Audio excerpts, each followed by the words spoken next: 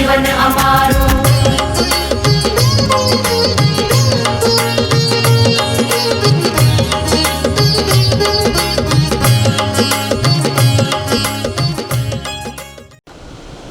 चलिए तो हम लोग आज पढ़ने वाले हैं ईयर के बारे में, कानों के बारे में। आपने जब आप छोटे थे तो टीचर जब आप काम नहीं करते थे तो आपके कान मरोड़े जाते थे, है ना। और इसी तरीके से जब किसी को सजा देनी होती है तो कान पकड़ने की सजा देते हैं कि कान पकड़ के रखो। क्यों भाई ऐसा? कान के साथ ऐसा कुछ तो जुड़ा हुआ है कि हर सजा में कान का रोल हो जाता है। कुछ तो बात होगी, वो बात भी हम यहाँ डिस्कस करेंगे आज क्लास में, ठीक है ना। कि ऐसी क्या खास बात है कि कान को ही पकड़ना है ना। मुर्गा बने तो भाई कान पकड़ के मुर्गा बनो, या आपके कान ही मरोड़े जाते हैं और कुछ नहीं। क्यों पढ़ेंगे आज? चलिए, तो इसके पीछे भी कोई ना कोई तो रीजन रहा होगा, वरना कान ही क्यों आता है बार बार, है ना। चलिए तो अब स्टार्ट करेंगे हम कान के बारे में। बहुत ही सिंपल और बहुत ही आसान सा टॉपिक है, बड़े आसानी से आप इसको समझ सकते हैं, ठीक है। तो देखिए जरा, हम बात करते हैं आइज के बारे में। जब हम पूरे ईयर की बात करते हैं तो ईयर में बेसिकली जो ईयर है, जो बाहर आपको दिख रहा है, ये ईयर का एक पार्ट है। ज़्यादातर ईयर इनर साइड में है, ठीक है। ये जो है ईयर का पार्ट है, जैसे ईयर पिन्ना बोल देते हैं। तो ईयर पिन्ना कौन से ईयर में आता है, ईयर के कितने पार्ट हैं, कौन कौन से पार्ट में कौन कौन सा काम होता है, वो सारी चीज़ें, उनकी स्ट्रक्चर कैसी है, उनके फंक्शंस क्या क्या हैं, कैसे मैकेनिज्म ऑफ हियरिंग होती है, हम सुन क्यों पाते हैं, हमें बोलना कैसे आता है। जब हम सुनेंगे नहीं तो बोल नहीं सकते। याद रखना, गूंगे लोग जो होते हैं, अगर कोई इंसान बहरा है तो वो बोल भी नहीं पाएगा। अगर वो जन्म से बहरा है तो वो कभी बोलना नहीं सीख सकता, भले उसकी जुबान सही है, लेकिन अगर वो जन्म से बहरा है कोई बच्चा तो वो बोल भी नहीं पाएगा कभी। क्योंकि जो आप सुनते हो उसी के आधार पर आप बोलते हो, ठीक है। ये एक ब्रेन का फिनोमिना है, तो वो भी देखेंगे हम जब इसकी मैकेनिज्म देखेंगे। फिलहाल देखते हैं ईयर के पास। ईयर के 3 पार्टों में बांटा गया है पूरे ईयर को, बाह्य कर्ण, मध्य कर्ण और अंतःकर्ण। अंतःकर्ण में लेबिरिंथ वर्ड भी यूज करते हैं, लेबिरिंथ वर्ड याद रखिए, ठीक है। बाह्य कर्ण में कौन कौन सी चीजें आती है अभी तो डायग्राम में समझेंगे, बट पहले नाम याद रखिए। बाह्य कर्ण में ईयर पिन्ना, ये जो बाह्य कर्ण पल्लव है, कर्ण पल्लव जिसे बोलते हैं, ear pinna. Number 2 exterior auditory canal या एक्सटीरियर ऑडिटरी मेटस, जो लंबी नलिका, यहाँ से ऊपर जो छेद दिख रहा है, ये छेद से एक नली की नलिका जा रही है, उस नलिका को बोलते हैं ऑडिटरी कैनाल या ऑडिटरी मेटस। क्लियर? ये नलिका जिस जगह पे जाकर पर्दे पे टकराएगी उस कान के पर्दे को बोलते हैं टिम्पेनम। तो पर्दे तक की जो स्ट्रक्चर है, टिम्पेनम, पर्दा, नलिका और बाह्य कर्ण, ये तीनों मिलाकर क्या कर्ण पल्लव, सॉरी, और ये तीनों मिलाकर क्या कहलाते हैं? बाह्य कर्ण। फिर जो टिम्पेनम है, जो पर्दा है, उसके बाद से 3 छोटी छोटी बोन्स जो है, जैसा आपने एंडोस्केलेटन में पढ़ा था कि पर ईयर में 3-3 बोन होती है, छोटी छोटी सी, है ना।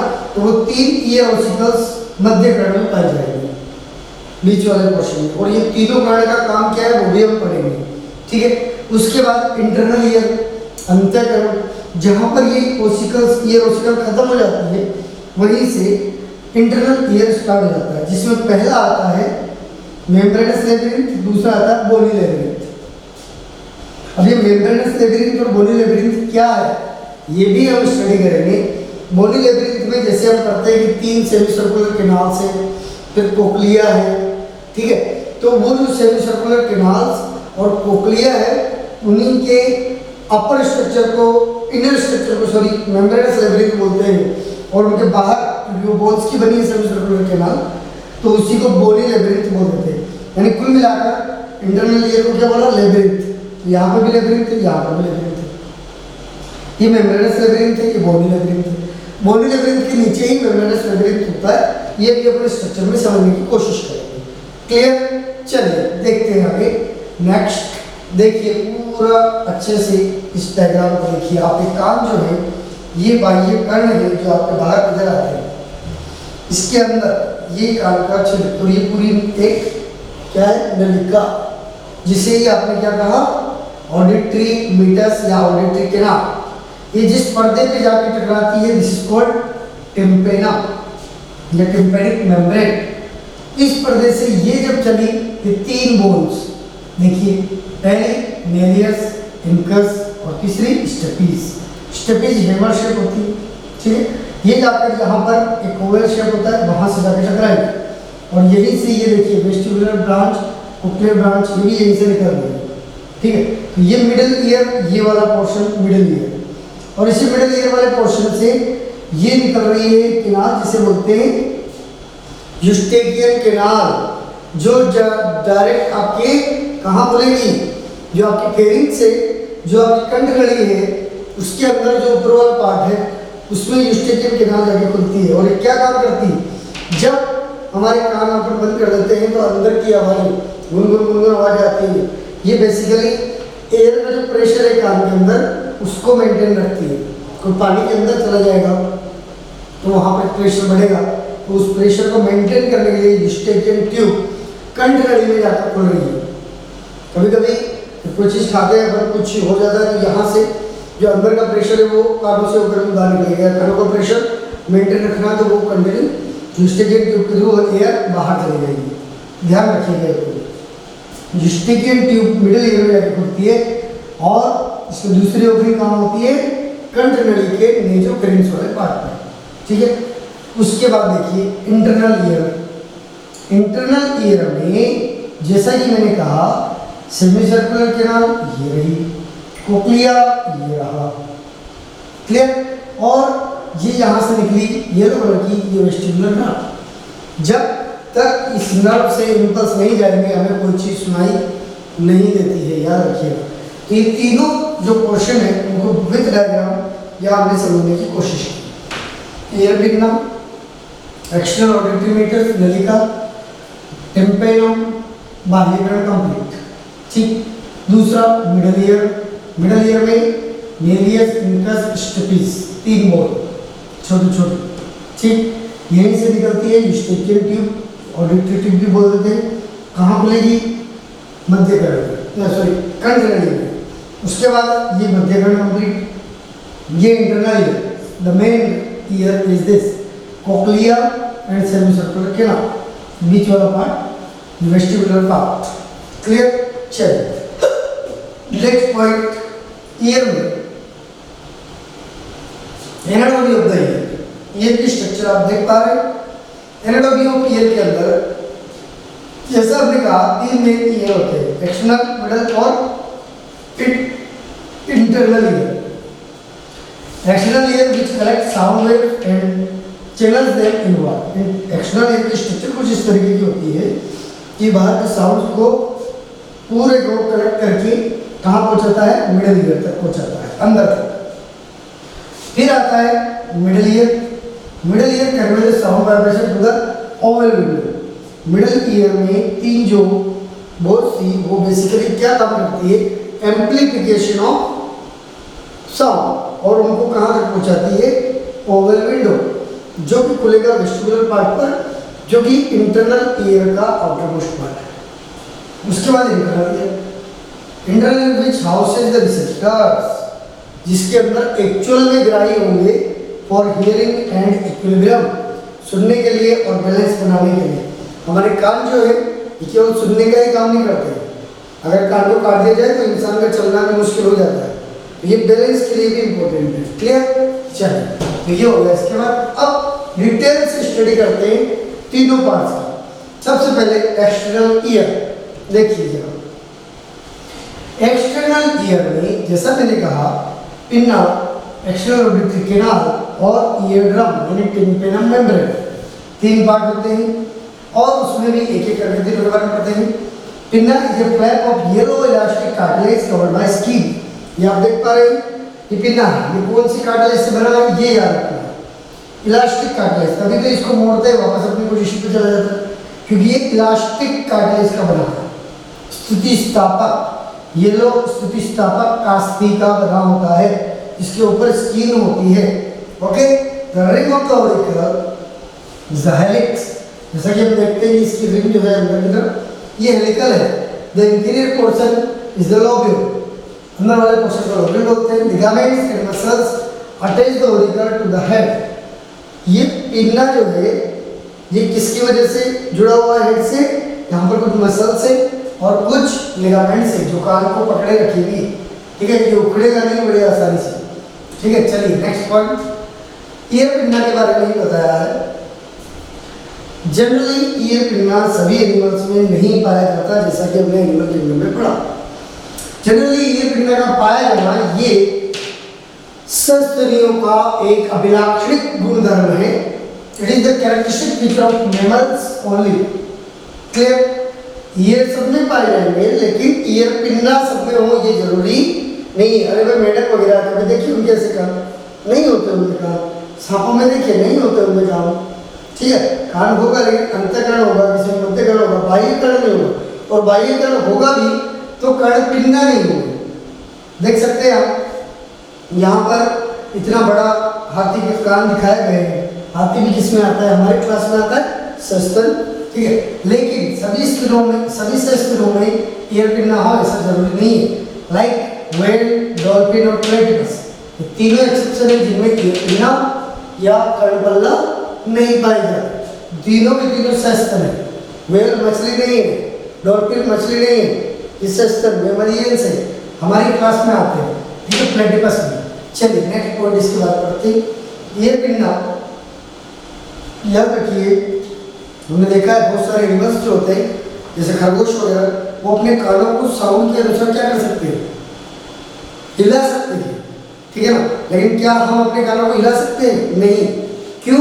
क्योंकि इवोल्यूशन के साथ साथ हमारी जो कानों के अंदर जो ऑरिकुलर मसल्स थी जिनके कारण हम वो कानों को हिला पाते थे, वो धीरे धीरे क्या होती गई?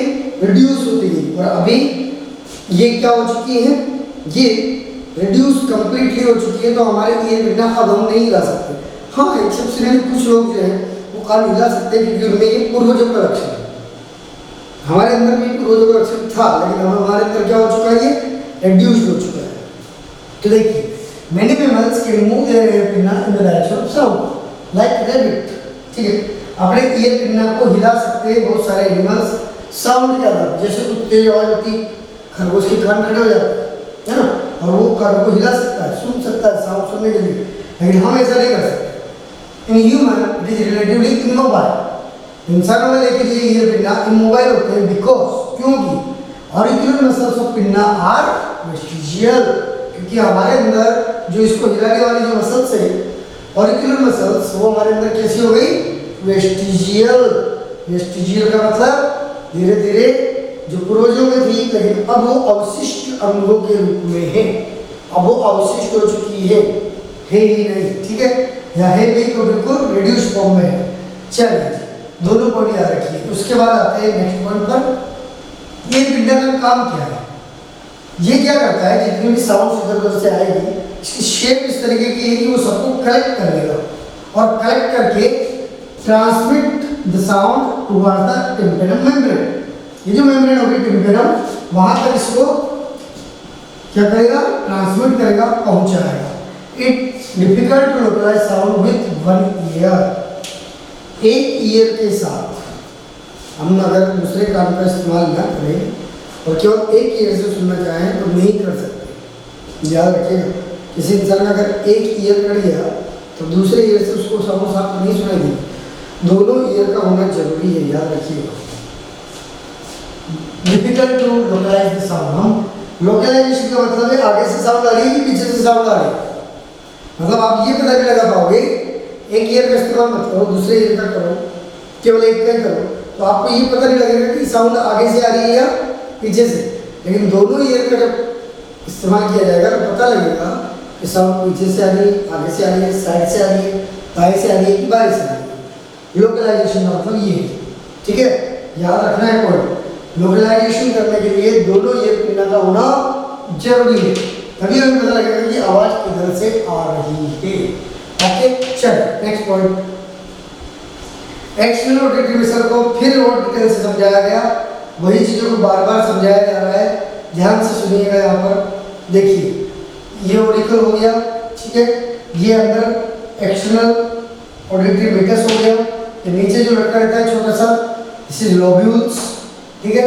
उसके बाद यहाँ पर क्या आ जाती है, टिम्पेनम मेम्ब्रेन, फिर ये मिडल ईयर आ गया, फिर ये इंटरनल ईयर आ गया, फिर ये वेस्टिबुलर नर्व आ गई। तो यहाँ से लेकर यहाँ तक का जो पार्ट है देखो बांट दिया गया, internal ear, this is middle ear and this, यहाँ से लेकर यहाँ तक external ear, middle ear, internal ear. Internal ear में semicircular canal and cochlea, ठीक है। बीच में वेस्टिबुलर रीजन, ये लिखा हुआ है। इसमें से क्या जाती है, यूस्टेकियन ट्यूब, यूस्टेकियन ट्यूब कोई क्या बोल दिया, फेरिंगोटिम्पेनिक ट्यूब। ये टिम्पेनम मेम्ब्रेन, ये पर्दा तो है, पर्दे का नाम क्या है, टिम्पेनम या टिम्पेनिक मेम्ब्रेन। क्लियर, इसी को वापस समझ जाते हैं, नेक्स्ट पॉइंट समझते हैं। वापस से उसी के अंदर एक्सटर्नल ऑडिटरी कैनाल में अब ear pinna complete. Ear pinna के बाद दूसरे नंबर पर बाह्य कर्ण में आता है कैनाल, जिसे बोलते हैं ऑडिटरी कैनाल या ऑडिटरी मीटर्स। अब ऑडिटरी कैनाल के बारे में समझिए। ये curve tube about 2.5 centimetre long, ये ट्यूब कितनी जा रही है अंदर, 2.5 centimetre long, that lies in the temporal bone. ये दोनों साइड में कौन सी बोन है हमारे, टेम्पोरल। इधर कौन सी है, ऑक्सीपिटल, यहाँ कौन सी है, पैराइटल, यहाँ कौन सी है, फ्रंटल। ये टेम्पोरल बोन वाले रीजन में अंदर की तरफ, ब्रेन के अंदर की तरफ, यहाँ 2.5 सेंटीमीटर अंदर की तरफ गए, टेम्पोरल बोन के अंदर तक ये ऑडिटरी कैनाल जाएगी and leads to the ear drum. और कहाँ जाकर खत्म होगी, टिम्पेनम जो पर्दा है, टिम्पेनिक मेम्ब्रेन भी बोल देते हैं, ईयर ड्रम भी बोल देते हैं, उसी से जाकर साउंड टकराता है। अब बात करते हैं, ये जो कैनाल है ये किससे बनी है, ये भी येलो इलास्टिक कार्टिलेज की बनी है। इसके अंदर हेयर सेल्स पाई जाती है, कुछ ग्रंथियां सेरुमन ग्लैंड्स पाई जाती है। ये सेरुमन ग्लैंड्स क्या करती है, ये अंदर ईयर वैक्स सेक्रेट करती है कंटिन्यूसली। तभी तो अगर हवा के साथ, ये साउंड के साथ कुछ बैक्टीरिया, वायरस या कुछ भी ऑर्गेनिज्म गए हमारे कान में, तो उनको ये ईयर वैक्स जो है अपने अंदर जकड़ लेगा। ये जैसा होता है, वैक्सी होता है, और इसको स्रावित कौन करती है, सेरुमन ग्लैंड। ईयर वैक्स का दूसरा नाम क्या है, सेरुमन, तो उसको स्रावित करने वाली ग्लैंड का नाम सेरुमन ग्लैंड। ईयर वैक्स जो होगा क्या करेगा, ट्रैप द फॉरेन पार्टिकल्स, जो बाहर से आने वाले पार्टिकल्स है, कण है, उनको भी ट्रैप करेगा, डस्ट पार्टिकल्स को भी करेगा, और पैथोजेंस, पैथोजेंस मतलब रोगाणु जैसे बैक्टीरिया, वायरस, फूग, ये अगर आपके काटने में आ गए तो इनको भी ये क्या कर लेता है, ट्रैप कर लेता है, यानी वहीं के वहीं रोक लेगा। जिससे अपन कान साफ करते हैं तो बाहर निकाल सकते हैं। क्लियर, ये होगा एक्सटर्नल ऑडिटरी मीटर्स का सेकंड पॉइंट, याद रखिएगा। 2.5 सेंटीमीटर लॉन्ग, टेम्पोरल बोन तक फैलाता है, सेरुमन ग्लैंड पाई जाती है, हेयर सेल्स पाई जाती है अंदर, और सेरुमन ग्लैंड से क्या स्रावित होता है, सेरुमन जो क्या काम करता है, trap the foreign particle like dust and pathogens, धूल मिट्टी के कण और पैथोजेंस यानी रोगाणुओं को अपने अंदर ट्रैप कर लेगा ताकि वो अंदर तक नहीं जा सके। क्लियर, चलिए इसके बाद नेक्स्ट पॉइंट, सेरुमन का काम और समझाया गया। देखिए डायग्राम में बताया गया है कैसे कान साफ करते हैं ना, तो इस तरह से सेरुमन निकलता है। तो देखिए सेरुमन का काम देखिए, ईयर वैक्स का काम देखिए। It also prevent the damage to the delicate skin of the external ear canal by water and insect. अगर पानी या कोई इंसेक्ट भी अंदर चला गया तो वो अंदर जाकर कान के जो डेलिकेटेड पार्ट है, सॉफ्ट पार्ट है, उनको डैमेज ना कर पाए, उससे रोकता है। Cerumen usually dries up and falls out. धीरे धीरे क्या होता जाता है, ड्राई हो जाता है और बाहर की तरफ आ जाता है, falls out of the ear canal, और ईयर कैनाल में बाहर की तरफ आ जाता है। Some people produce a large amount of serum, किन्हीं व्यक्तियों में बहुत ज़्यादा बनता है, which can become impacted and can muffle incoming sound, जिसके कारण कभी-कभी सुनना कम हो सकता है उन लोगों का। ट्रीटमेंट फॉर इम्पैक्टेड सेरुमन, अगर सेरुमन वहाँ इम्पैक्ट कर गया, इकट्ठा कर गया, तो उसका ट्रीटमेंट करने के लिए यूजुअली periodically ईयर इरिगेशन और removal of wax with a blunt structure instrument by trained medical professional, trend medical professional के द्वारा उसको बाहर निकाला जाएगा अगर बहुत ज़्यादा क्वांटिटी में जम गया है तो। क्योंकि वो सुनने में प्रॉब्लम करेगा। चलिए नेक्स्ट पॉइंट करते हैं। इसके बाद इसी के बाद आता है थर्ड पॉइंट, ये तीसरा पॉइंट, किसका? एक्सटर्नल ईयर, बाह्य कर्ण का तीसरा भाग, जिसे हमने कहा टिम्पेनम या ईयर ड्रम। बट पहला पार्ट कर्णपल्लव, दूसरा भाग केनाल नलिका, और अब उस साउंड उस केनाल में से होकर जाएगी। केनाल 2.5 सेंटीमीटर लंबी है, साउंड उसमें से होकर जा रही है। वो साउंड जाकर कहाँ टकराएगी? वो टकराएगी जिस पार्ट से, वही कहलाता है ईयर ड्रम। भाई ड्रम होता है ना, तो ये ड्रम की तरह मेम्ब्रेन से, ये ईयर मेम्ब्रेन बोल देते हैं इसको, ईयर ड्रम भी बोल देते हैं इसको। तो देखिए जरा, टिम्पेनम मेम्ब्रेन और ear drum is a thin semi transparent partition. ये कैसा होता है? बिल्कुल पतला, सेमी ट्रांसपेरेंट अर्धपारगम्य partition between external auditory canal and middle ear. इसके बाद से क्या स्टार्ट हो जाता है? Middle ear. मिडल ईयर और कैनाल के बीच का ये पार्ट होता है जो इन दोनों के बीच में होगा। It is covered by epidermis and light by SCE, simple cuboidal epithelium. ये पॉइंट याद रखिएगा, इंपॉर्टेंट है। ईयर ड्रम में, ईयर ड्रम किसके द्वारा लाइट होता है? Ear drum simple cuboidal epithelium के द्वारा लाइट होता है। एससीई, सादा घनाकार अधिच्छेद पेशी, ठीक है। It vibrates in response to sound waves. जब साउंड वेव्स आएगी, इससे टकराएगी, ये क्या करेगा? वाइब्रेशंस क्रिएट करेगा। And for tympanum to vibrate freely, air pressure must be equal on both sides. अब बहुत ध्यान से सुनो इस पॉइंट को, कि बाहर से ईयर आ रही तो उसका प्रेशर, इधर भी अंदर कुछ ना कुछ प्रेशर होना चाहिए। जब तक दोनों तरफ का प्रेशर बराबर नहीं होगा, देखो क्लियर लिखा है, for tympanum to vibrate freely air pressure must be equal on both side. Both side का मतलब क्या है? इस टिम्पेनम के इधर की साइड मिडल ईयर है, इसके इधर की साइड यानी केनाल, ये बाहर, ठीक है। दोनों की तरफ एयर प्रेशर बराबर होना चाहिए। और ये प्रेशर मेंटेन करने का काम कौन करेगा? ये काम करेगा, इससे निकलने वाली, यहाँ से निकलेगी कौन सी ट्यूब? Eustachian tube. याद रखिए, यहाँ पर दोनों तरफ समझाया हुआ है, ये मिडल ईयर है, ये एक्सटर्नल ईयर है, दोनों के बीच में टिम्पेनम है। देखो ये टिम्पेनम ईयर ड्रम है, इधर केनाल है, इधर मिडल ईयर है। दोनों की तरफ इक्वल प्रेशर मेंटेन करना है। तो इधर की तरफ आप लोगों ने पढ़ा था मिडल ईयर में 3 बोन्स होती है, ठीक है ना? हथौड़ी, पेनो, एरर, ठीक है, मेलियस, इंकस एंड स्टेपिस। इन 3 बोन के अलावा ये स्टेपिस जो होती है कहाँ जाकर? ओवल विंडो पे जाकर टकराएगी। लेकिन उससे पहले जहाँ से केनाल के नीचे जाएगी, जो कहाँ जाकर खुलेगी? हमारी कंटरनली में, इधर से भी और इधर से भी 2 यूस्टेकियन ट्यूब आकर खुलती है। तो ये यूस्टेकियन ट्यूब यहाँ की जो हवा होगी उसको अंदर पहुँचा देगी। तो इधर की एयर और इधर की एयर का प्रेशर मेंटेन रखेगी। याद रखिएगा। कौन करती है ये काम? Equal air pressure both sides. This work is done by Eustachian tube. Okay, Eustachian tube is the part of middle year. चलिए नेक्स्ट पॉइंट। अब देखिए वही बात यहाँ पर विथ डायग्राम समझाई हुई है। मिडल ईयर की तीनों बोन, नंबर 1 मेलिस, ये कंप्लीट बता रखिए मेलिस। नंबर 2 इंकस, ये कंप्लीट इंकस पीछे।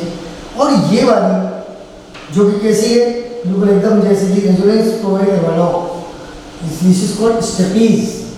इसी को ये किस पे जाकर टकराती है? Oval window. ओवल विंडो यहाँ पर होगा, तो इस ओवल विंडो से जाकर जब ये टकराएगी, ओवल विंडो का दूसरा नाम है फेनेस्ट्रा वेस्टिब्यूली। क्या नाम है ओवल विंडो का? ओवल विंडो, इंटरनल ईयर का पार्ट, जहां से जाकर ये टकराती है स्टेपीज। ओवल विंडो का नाम है फेनेस्ट्रा वेस्टिब्यूली, नाम याद रखना पड़ेगा। ओके, और यही से फिर आपने पढ़ा है कि ये तीनों बोन्स का काम क्या होता है? ये तीनों बोन्स जब टिम्पेनम से आकर ये टकराती है तो उसके जो वाइब्रेशन है उनको ये रिसीव करती है, और रिसीव करके ये भी वाइब्रेट होगी, फिर ये वाइब्रेशन दूसरे वाली बोन को देगी, फिर ये इस बोन को देगी। तो यहाँ पहुँचते पहुँचते वाइब्रेशन जो होते हैं वो 20 टाइम्स 20 गुना तक बढ़ जाते हैं और फिर ये जाके टकराएगी इंटरनल ईयर की जो ओपनिंग है ओवल विंडो, टिम्पेनम से टकराने तो बाहर से है, अब यहाँ से ऊपर जो वाइब्रेशन जा रहे हैं वो वाइब्रेशन टकराएंगे ओवल विंडो या फेनेस्ट्रा वेस्टिबुली से।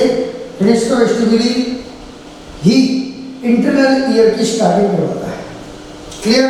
देखो यहाँ लिखा हुआ राउंड विंडो, ओवल विंडो अलग अलग है, ये फेनेस्ट्रा क्लिया है, वो फेनेस्ट्रा वेस्टिबुली है, दोनों अलग अलग है। ये ऑडिटरी ट्यूब आ गई जो अभी बात कर रहे थे अपन, यूस्टेकियन ट्यूब कहाँ जाके खुलती है, ये अंदर की तरफ जाके कहाँ खुलेगी, कंठ नली में खुलेगी। क्लियर? सब एकदम क्लियर होना चाहिए, एकदम हार्ड एंड फास्ट क्लियर। चलिए नेक्स्ट पॉइंट। उसके बाद देखो बेटा एक्सटर्नल ईयर में जो टिम्पेनम मेम्ब्रेन है उसी के बारे में थोड़ा सा और समझाया गया है कि कब बनती है, किस समय कैसी रहती है। तो याद रखिए tearing of the tympanum membrane is called perforated eardrum. कभी-कभी इसमें छोटे-छोटे छेद हो सकते हैं। It may be due to pressure from a cotton sweat, trauma और मिडल ईयर इंफेक्शन की वजह से ये हो सकता है and usually heals within a month, automatically भर भी जाता है। It may be examined directly by a otoscope, एक ऑर्गन आता है, एक इंस्ट्रूमेंट आता है ओटोस्कोप, उसकी वजह से देखा जा सकता है। परफोरेटेड ईयरड्रम जो होता है वो हो सकता है किसके कारण, ट्रोमा के कारण, मिडल ईयर में इंफेक्शन के कारण या कॉटन स्वेट के कारण। ठीक है, चलिए आगे बढ़ते हैं। ये हो गया आपका कौन सा ईयर कंप्लीट, बाह्य कर्ण कंप्लीट। अब बात करेंगे मध्य कर्ण की। छोटा सा है मध्य कर्ण, कोई ज़्यादा प्रॉब्लम नहीं है। ठीक है, तो मिडल ईयर कंप्लीट कर देते हैं, उसके बाद फिर अपन इंटरनल ईयर पढ़ेंगे। तो मिडल ईयर में देखिए पहले मिडल ईयर चलते हैं। चलिए नेक्स्ट मिडल ईयर के अंदर जैसा कि हमने कहा कि इसमें 3 बोन्स होती है। ठीक है, टिम्पेनम मेम्ब्रेन के बाद से स्टार्ट करें। It is small air filled cavity in the पेट्रस portion of temporal bone. याद रखना टेम्पोरल बोन के पेट्रस पोर्शन में ये पाया जाता है, that is lined by epithelium जो कि अधिच्छद ग्रंथि से आवृत होता है। It is separated from external ear, बाह्य कर्ण से मध्य कर्ण कौन सेपरेट करेगा, ईयरड्रम या tympanum membrane, and from the internal ear by thin bony partition. और इंटरनल ईयर से भी ये सेपरेट हो सकता है मिडल ईयर। भाई बाह्य कर्ण से सेपरेट तो इसने किया, इंटरनल ईयर से सेपरेट बोनी पार्टीशन करता है जिसे बोलते हैं it contain 2 small membrane covered opening जिन्हें बोलते हैं ओवल विंडो, जो मैं बार बार बोल रहा हूँ, फेनेस्ट्रा ओवलिस। ओवल विंडो पहले भी आया है, फेनेस्ट्रा वेस्टिब्यूली, फेनेस्ट्रा ओवलिस, दोनों अलग अलग है। तो फेनेस्ट्रा ओवलिस जो है वो बोनी पार्ट है। It contains 2 small membrane covered opening, oval window and the round window, fenestra rotundus, fenestra ovalis. दो पोर्शन है जो इंटरनल ईयर की तरफ होंगे, oval window, fenestra ovalis, round window, fenestra rotundus. चलिए नेक्स्ट पॉइंट क्लियर करते हैं। अब देखिए मिडल ईयर की जो कैविटी है, middle ear is filled with air, इसको tympanic cavity, cavity of middle ear, मध्य कर्ण की जो खाली जगह है जिसमें मेम्ब्रेन है, फिल्ड विद एयर। और इस पूरी कैविटी जो खाली जगह है उसे टिम्पेनिक कैविटी कहते हैं। अब आप कहोगे टिम्पेनम तो सिर्फ बाह्य कर्ण का बात करना, यस, लेकिन टिम्पेनम के बाद से जो कंप्लीट खाली जगह है जिसमें तीनों बोन प्रेजेंट है, उस खाली जगह को बोलते हैं टिम्पेनिक कैविटी, जो कि किसका पार्ट हो गया, मिडल ईयर का। और इट कम्युनिकेट विथ नेजोफेरेंस। जैसा कि मैंने कहा ये कैविटी कहाँ जाकर ओपन हो रही है, नीचे हमारी कहाँ पर, कंठ नली में। ठीक है, और कंठ नली का कौन सा भाग, नेजो, जहाँ पर अपनी नाक के जो अंतर छिद्र है वो जाकर खुल रहे हैं वहां पर, तो नेजोफेरेंस वाला भाग। ठीक है, नासा कंठ नली में जाकर ये कैविटी यूस्टेकियन ट्यूब के थ्रू खुलती है। क्लियर? चलिए नेक्स्ट पॉइंट। मिडल ईयर में यूस्टेकियन ट्यूब का काम क्या है, मैंने पहले बता दिया। It equalize the air pressure on both side of tympanum.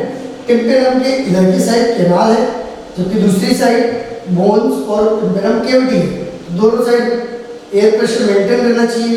तो यूस्टेकियन ट्यूब जो उस कैविटी के थ्रू नेजोफेरिंक्स नासा के अंदर में खुल रही है, वो इस एयर प्रेशर को इक्वलाइज करके रखेगी।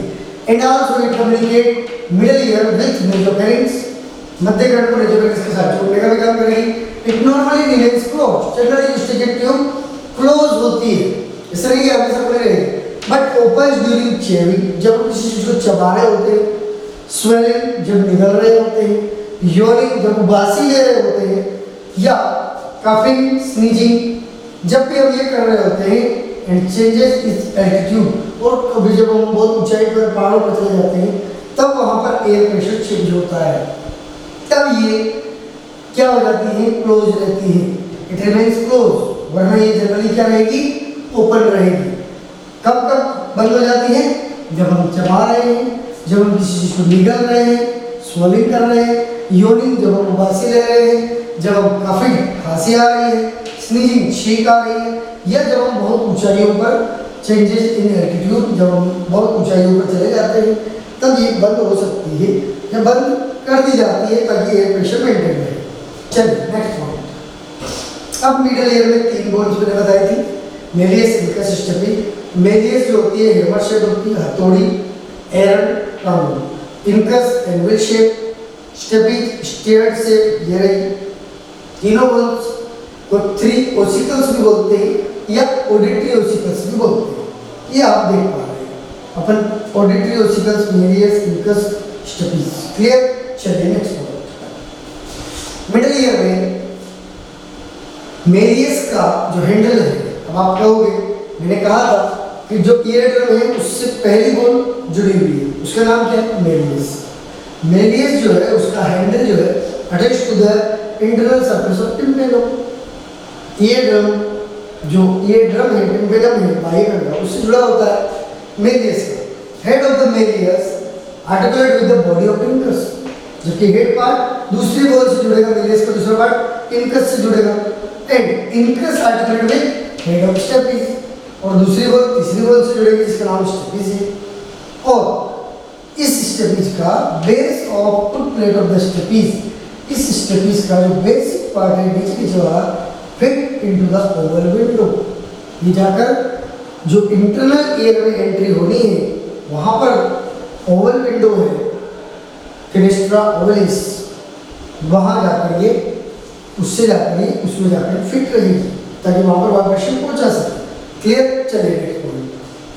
अब इंटरनल ईयर आया, इंटरनल ईयर इसके बाद हम पढ़ेंगे, ठीक है? तो दोनों year complete, external and middle ear complete. अब इंटरनल ईयर के बारे में और डिटेल से हम पढ़ेंगे। ओके।